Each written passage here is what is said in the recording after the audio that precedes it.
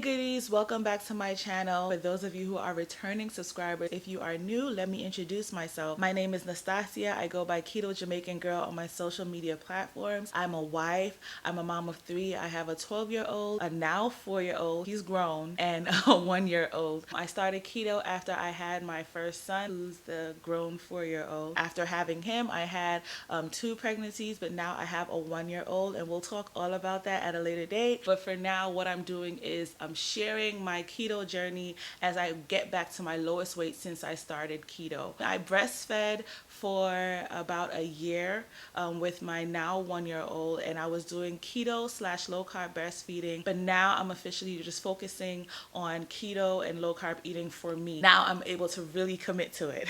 As I'm going on this journey, what I'm doing is sharing all of my keto tips and tricks and delicious recipes so that I'm not the only one who has these resources. I want to share with you. I do have a Facebook group called Keto with Flavor where I share a lot of scientific facts, workout information, and also the recipes that I share here. Sometimes I give the directions there as well. So if you have not joined my Facebook group Keto with Flavor, please go ahead and do so now. Today's recipe is inspired by one of our Goody Crew members who's actually pregnant. Yay!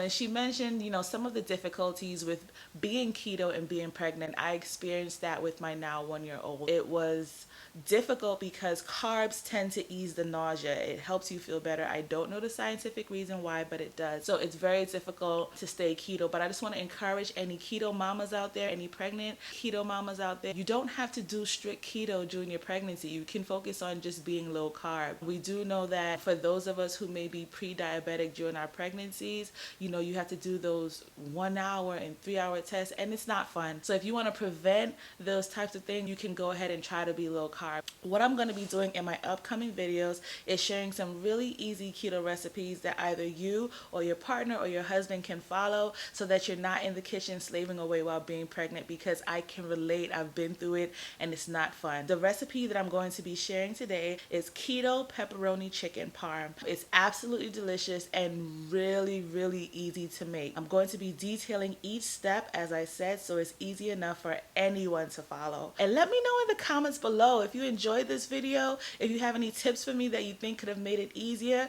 Let me know down below so that I know if my videos are helpful or not. It helps my channel, so help me as I help you. Also, hit that like button, that helps me too. And don't forget to subscribe. So let's go and cook. So the base of traditional chicken parm is fried chicken, and we can't use flour, so what we're going to be using is almond flour and Parmesan cheese. I prepped about a cup of almond flour and half a cup of Parmesan cheese. You can use less Parmesan cheese if you would like, maybe about a 1/4 cup, but I had really big pieces of chicken. I decided to do that amount. Here I'm flavoring my breading with some all-purpose seasoning and also some seasoned salt. Please keep in mind that the Parmesan cheese has a salty taste to it, so be very light with the additional salt that you place in your breading. Now I'm mixing up all of my seasoning and my almond flour and Parmesan cheese, and then we can go on to prepare our egg to help our breading stick to the chicken. Now to this next dish, I'm going to crack 2 eggs, and I'm going to add a couple teaspoons of heavy whipping cream, and that's going to be the dredge for our chicken, and it's going to help our breading stick to our chicken and not come off when we fry it. So here's my mixture. I'm going to mix it up real well to make sure everything's incorporated, and now we can start dipping our chicken in. You guys know how I season my chicken. If you don't know, you can check out my jerk chicken video. The only thing I didn't add to my seasoning was green seasoning, but now I dip my egg in the wash, and then I go ahead and I dip it into the mixed breading that we have. And then I place it onto parchment paper so that my breading is not coming off while I'm prepping the chicken for frying. So I just keep repeating this step until all of my chicken is breaded and rested a little bit and ready for our hot oil.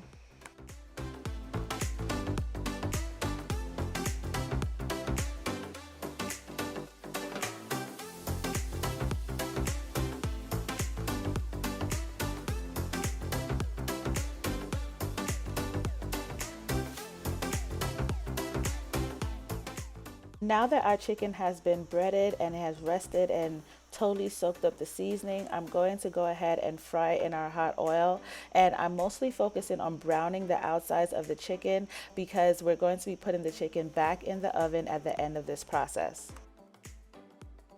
And now that all of our pieces have been fried, I'm going to top them with pizza sauce. This pizza sauce I have showed to you before in my keto grocery hauls. You can go back and check my keto grocery hauls to see the information as for the purchase, but you can see the carb count is perfect. So I'm going to put a 1/4 cup as per the measurements in the macros, a 1/4 cup per chicken piece to make sure that I'm not overdoing it with the tomato sauce. So I used my measuring cup there, and I'm going to add the same amount of sauce to each piece. Even though I will not be eating all of these pieces, this is for my entire family.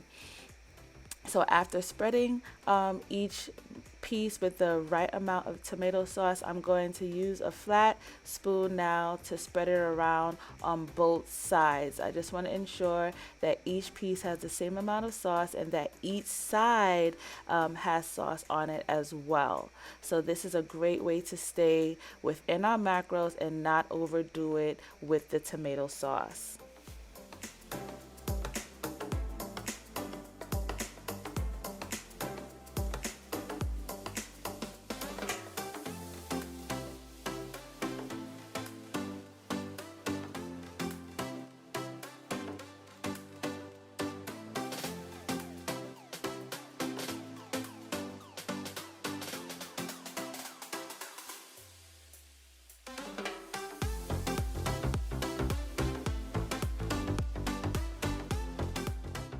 Now that each piece of chicken has been equally coated with our low carb tomato sauce, I'm going to start adding cheese. So what I use is provolone cheese, and I use the slices because it's so much easier than having to shred the cheese. So I put 2 pieces of provolone cheese on the bigger pieces of meat, and I put 1 slice of provolone cheese on the smaller pieces. And then I go ahead and add my pepperoni to each piece, and I'm totally winging it here. Pepperoni is perfect for low carb.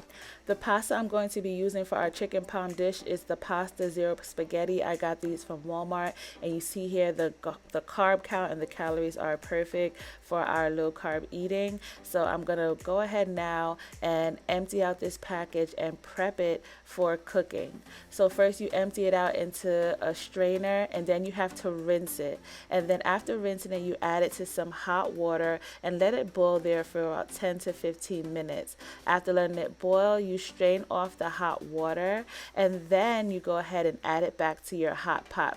The fire is on low right now. So what I just added is about 2 more tablespoons of tomato sauce, a couple drops of heavy whipping cream, and here I'm adding some cream cheese to make our sauce tomato sauce creamy. I was totally winging it. I was just going to try my best to give those noodles as much flavor as possible. So here I'm adding some garlic Parmesan seasoning and a little bit more cream cheese to keep it fatty and full of seasoning. There I also added some seasoned salt, and now I'm adding some parsley to close out our perfect pasta portion of our chicken parm dish. And this is the chicken parm coming out of the oven. I baked it there at 350 for about I want to say 20-25 minutes just to finish cooking the chicken and melting out the cheese. And you see it came out absolutely perfect out of the oven.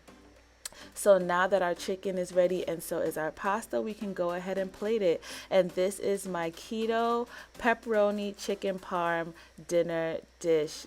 I always measure my keto dinners by how my husband and kids respond to it, and my husband absolutely loved it. I didn't give the kids the noodles because it wasn't a lot. I gave them a regular carb to eat with the chicken parm, but they totally love the pepperoni chicken parm. So if you're interested in trying this recipe, please go ahead and do so, and let me know how yours turned out.